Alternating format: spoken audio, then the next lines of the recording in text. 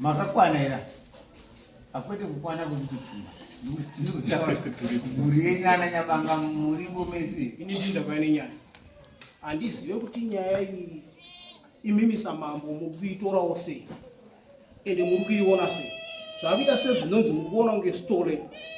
ndiye akuita kunge ndiye akutotonga kudunhu rekuno Sithole nokuti kana ndichizvitarisa ndakaisa nyaya yangu ndikaripota ndikati ndakauya ndikakumuriswa namai guru wangu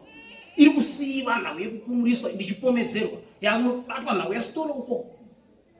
ndo yamakutanga kuchiisa pamberi panapo makungoti Sithole nekuti Sithole ndiye arikungonzi anogona kupa zvipambo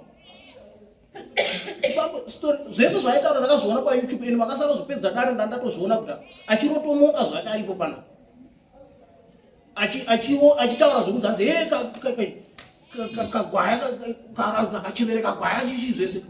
achitaura zvekurotomoka panapo handizivi kuti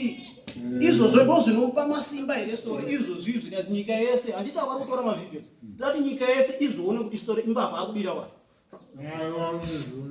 ndozvatida kuti nyika yese izvizive handiti akanga achihukura ari panapo aihukura ndisipo ndozvaitwa naDidmus izvozvo Didmus ndiari pakati ichanobata handiti apa Didmus ndiye akaita dzese idzi ndiye ari kuziva mabudiro ende ndiye akapasisa kuti uyu ngaabvise zviende kwaSithole handitika saka izvozvi zvikabata Didmus tapedza tichingofamba kudaro zvichangobuda zvega kuti wakazobata sei ukazofambisa sei usiri chii ndopa nenyaya pangamba ndichida kuvandoda kubvunza ndepekuti handizve izvozvizvi mari yangu yaane 4 months vachitenderedza zvodaenda ndiri kutenderedza mari yangu ndirini ndega yawakatora